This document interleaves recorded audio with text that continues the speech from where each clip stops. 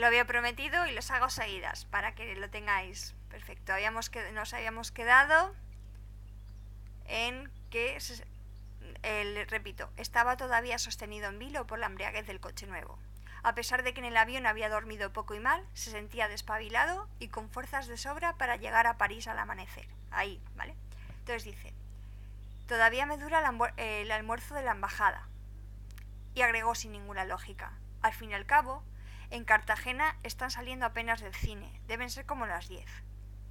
Con todo, Nena da Conte temía que él se durmiera conduciendo. Abrió una caja de entre los tantos regalos que les habían hecho en Madrid y trató de meterle en la boca un pedazo de naranja azucarada, pero él la esquivó. Los machos no comen dulces, dijo. Poco antes de Orleans se desvaneció la bruma y una luna muy grande iluminó las sementeras nevadas, pero el tráfico se hizo más difícil por la confluencia de los enormes camiones de legumbres y cisternas de vinos que se dirigían a París. Nena da Conte hubiera querido ayudar a su marido en el volante, pero ni siquiera se atrevió a insinuarlo, porque él le había advertido desde la primera vez en que salieron juntos que no hay humillación más grande para un hombre que dejarse conducir por su mujer. Se sentía lúcida después de casi 5 horas de buen sueño y además estaba contenta de no haber parado en un hotel de la provincia de Francia, que conocía desde muy niña en numerosos viajes con sus padres. No hay paisajes más bellos en el mundo, decía, pero uno puede morirse de sed sin encontrar a nadie que le dé gratis un vaso de agua. Tan convencida estaba que a última hora había metido un jabón y un rollo de papel higiénico en el maletín de mano, porque en los hoteles de Francia nunca había jabón y el papel de los retretes eran los periódicos de la semana anterior cortados en cuadritos y colgados de un gancho. Lo único que lamentaba en aquel momento era haber desperdiciado una noche entera sin amor. La réplica de su marido fue inmediata. Ahora mismo estaba pensando que debe ser el carajo tirarle la nieve, dijo, aquí mismo, si quieres. Nena da Conte lo pensó en serio. Al borde de la carretera, la nieve bajo la luna tenía un aspecto mullido y cálido, pero a medida que se acercaban a los suburbios de París, el tráfico era más intenso, y había núcleos de fábricas iluminadas y numerosos obreros en bicicleta. De no haber sido invierno, estarían ya en pleno día. Ya será mejor esperar hasta París, dijo Nena da Conte, bien calenticos y en una cama con sábanas limpias, como la gente casada. Es la primera vez que me fallas, dijo él. Claro, replicó ella, es la primera vez que somos casados. Poco antes de amanecer, se lavaron la cara y orinaron en una fonda del camino, y tomaron café con croissants calientes en el mostrador donde los camioneros desayunaban con vino tinto. Nena da Conte se había dado cuenta en el baño de que tenía manchas de sangre en la blusa y en la falda, pero no intentó lavarlas. Tiró en la basura el pañuelo empapado, se cambió el anillo matrimonial para la mano izquierda y se lavó bien el dedo herido con agua y jabón. El pinchazo era casi invisible. Sin embargo, tan pronto como regresaron al coche volvió a sangrar, de modo que Nena da Conte dejó el brazo colgando fuera de la ventana, convencida de que el aire glacial de las sementeras tenía virtudes de cauterio. Fue otro recurso vano, pero todavía no se alarmó. Si alguien nos quiere encontrar, será muy fácil, dijo con su encanto natural. Solo tendrá que seguir el rastro de mi sangre en la nieve. Luego pensó mejor en lo que había dicho, y su rostro floreció en las primeras luces del amanecer. Imagínate, dijo, un rastro de sangre en la nieve desde Madrid hasta París. ¿No te parece bello para una canción? No tuvo tiempo de volverlo a pensar. En los suburbios de París, el dedo era un manantial incontenible, y ella sintió de veras que se le estaba yendo el alma por la herida. Había tratado de segar el flujo con el rollo de papel higiénico que llevaba en el maletín, pero más tardaba en vendarse el dedo que en arrojar por la ventana las tiras de papel ensangrentado. La ropa que llevaba puesta, el abrigo, los asientos del coche, se iban empapando poco a poco de un modo irreparable. Billy Sánchez se asustó en serio e insistió en buscar una farmacia, pero ella sabía entonces que aquello no era asunto de boticarios.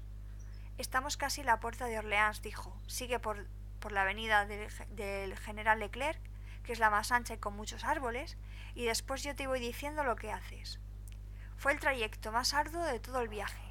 La avenida era un nudo infernal de automóviles pequeños y bicicletas, embotellados en ambos sentidos, y de los camiones enormes que trataban de llegar a los mercados centrales. Billy Sánchez se puso... ¡Ay, que es que está el gato aquí! Billy Sánchez se puso tan nervioso con el estruendo inútil de las bocinas que se insultó a gritos en lengua de cadeneros con varios conductores. ¡Quita! ¡Ay, el gato! Y hasta trató de bajarse del coche para pelearse con uno. Pero Nena da Conte logró convencerlo de que los franceses eran la gente más grosera del mundo, pero no se golpeaban nunca.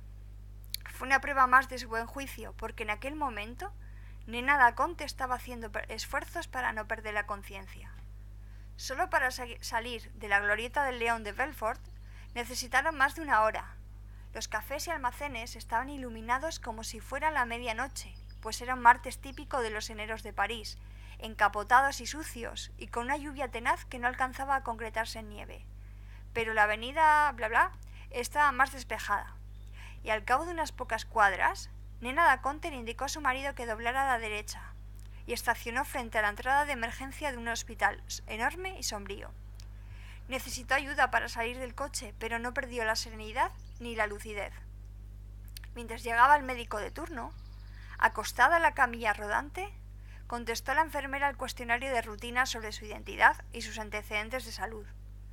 Billy Sánchez le llevó el bolso y le apretó la mano izquierda donde entonces llevaba el anillo de bodas, y la sintió lánguida y fría, y sus labios habían perdido el color. Permaneció a su lado con la mano en la suya hasta que llegó el médico de turno y le hizo un examen rápido al anular herido. Era un hombre muy joven, con la piel del color del cobre antiguo y la cabeza pelada. Nena da Conte no le prestó atención, sino que se dirigió a su marido con una sonrisa lívida. «No te asustes», le dijo con su humor invencible. «Lo único que puede suceder es que este caníbal me corte la mano para comérsela».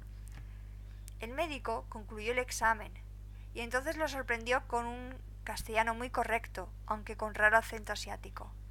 «No, muchachos», dijo, «este caníbal prefiere morirse de hambre antes que cortar una mano tan bella». Ellos se ofuscaron, pero el médico los tranquilizó con un gesto amable. Luego ordenó que se llevaran la camilla, y Billy Sánchez quiso seguir con ella, cogido de la mano de su mujer. El médico lo detuvo por el brazo. «Usted no», dijo, «va para cuidados intensivos». Nena da Conte le volvió a sonreír al esposo y le siguió diciendo adiós con la mano hasta que la camilla se perdió en el fondo del corredor. El médico se retrasó estudiando los datos que la enfermera había escrito en una tablilla. Billy Sánchez lo llamó. «Doctor», le dijo, «ella está encinta». «¿Cuánto tiempo?» «2 meses». El médico no le dio la importancia que Billy Sánchez esperaba. «Hizo bien en decírmelo», dijo, y se fue detrás de la camilla. Billy Sánchez se quedó parado en la sala lúgubre, olorosa a sudores de enfermos. Se quedó sin saber qué hacer mirando el corredor vacío por donde se habían llevado a Nena da Conte, y luego se sentó en el escaño de madera donde había otras personas esperando. No supo cuánto tiempo estuvo ahí, pero cuando decidió salir del hospital, era otra vez de noche y continuaba la llovizna, y él seguía sin saber siquiera qué hacer consigo mismo, abrumado por el peso del mundo. Nena da Conte ingresó a las 9:30 del martes 7 de enero, según lo pude comprobar años después en los archivos del hospital.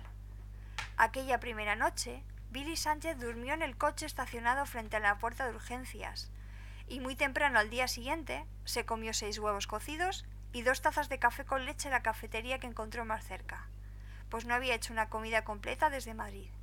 Después volvió a la sala de urgencias a ver a Nena da Conte, pero le hicieron entender que debía dirigirse a la entrada principal.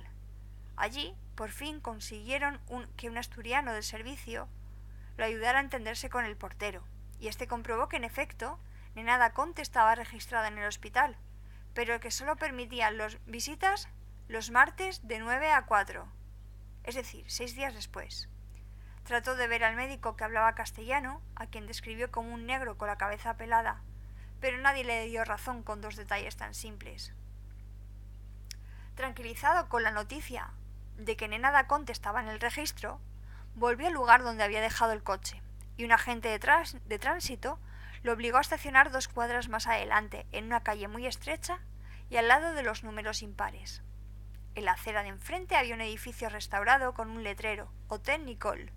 Tenía una sola estrella y una sala de recibo muy pequeña donde no había más que un sofá y un viejo piano vertical, pero el propietario de voz aflautada podía entenderse con los clientes en cualquier idioma, a condición de que tuvieran con qué pagar.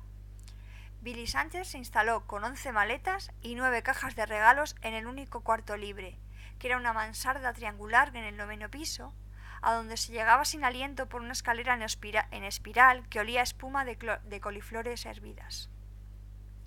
Las paredes estaban forradas de colgaduras tristes, y por la única ventana no cabía más que la claridad turbia del patio interior. Había una cama para dos, un ropero grande, una silla simple, un bidé portátil y un aguamanil con su platón y su jarra, de modo que la única manera de estar dentro del cuarto era acostado en la cama.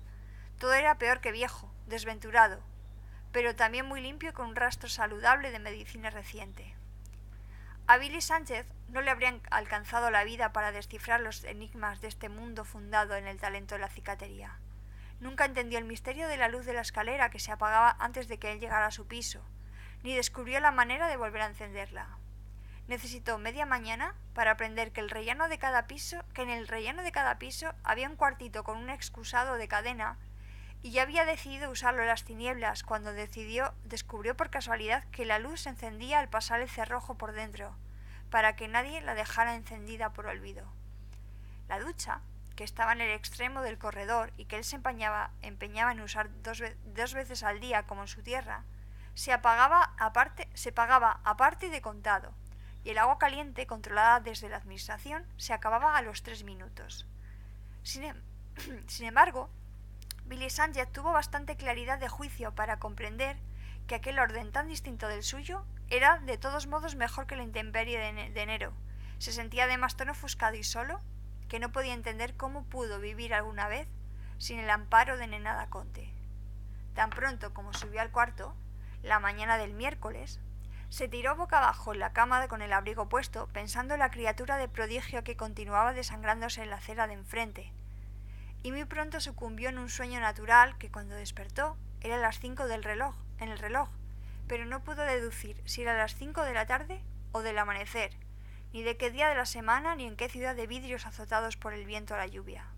Esperó despierto en la cama, siempre pensando en Nena da Conte, hasta que pudo comprobar que en realidad amanecía. Entonces fue a desayunar a la misma cafetería del día anterior y allí pudo establecer que era jueves. Las luces del hospital estaban encendidas y había dejado de llover, de modo que permaneció recostado en el tronco de un castaño frente a la entrada principal, por donde entraban y salían los médicos y enfermeras de batas blancas, con la esperanza de encontrar al médico asiático que había recibido a Nena da Conte. No lo vio, ni tampoco esa tarde después del almuerzo, cuando tuvo que desistir de la espera porque se estaba congelando. A las 7 se tomó otro café con leche y se comió 2 huevos duros que él mismo cogió en el aparador después de 48 horas de estar comiendo la misma cosa en el mismo lugar. Cuando volvió al hotel para acostarse, encontró su coche solo en una acera y todos los demás en la acera de enfrente, y tenía puesta la noticia de una multa en el parabrisas. Al portero del Hotel Nicole le costó trabajo explicarle que los días impares del mes se podía estacionar en la acera de números impares y al día siguiente en la acera contraria. Tantas artimañas racionalistas resultaban incomprensibles para un Sánchez de Ávila de los más acendrados, que apenas 2 años antes se había metido en un cine de barrio con un automóvil oficial del alcalde mayor y había causado estragos de muerte ante los policías impávidos. Entendió menos todavía cuando el portero del hotel le aconsejó que pagara la multa, pero que no cambiara el coche de lugar a esa hora porque tendría que cambiarlo otra vez a las 12 de la noche. Aquella madrugada, por primera vez, no solo pensó en Nena da Conte, sino que daba vueltas en la cama sin poder dormir, pensando en sus propias noches de pesadumbre en las cantinas de maricas del mercado público de Cartagena del Caribe. Se acordaba del sabor del pescado frito y el arroz de coco en las fondas del muelle, donde atracaban las goletas de Aruba. Se acordó de su casa con las paredes cubiertas de trinitarias, donde serían apenas las 7 de la noche de ayer, y vio a su padre con un pijama de seda, leyendo el periódico en el fresco en la terraza. Se acordó de su madre, de quien nunca se sabía dónde estaba a ninguna hora. Su madre apetitosa lenguaraz, con un traje de domingo y una rosa a la oreja desde el atardecer, ahogándose de calor por el estorbo de sus tetas espléndidas. Una tarde, cuando él tenía 7 años, Había entrado de pronto en el cuarto de ella y la había sorprendido desnuda en la cama con uno de sus amantes casuales. Aquel percance del que nunca había hablado estableció entre ellos una relación de complicidad que era más útil que el amor. Sin embargo, él no fue consciente de eso, ni de tantas otras cosas terribles de su soledad de hijo único. Hasta esa noche en que se encontró dando vueltas en la cama de una mansarda triste de París, sin nadie a quien contarle su infortunio, y con una rabia feroz contra sí mismo, porque no podía soportar las ganas de llorar.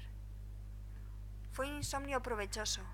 El viernes se levantó estropeado por la mala noche, pero resuelto a definir su vida.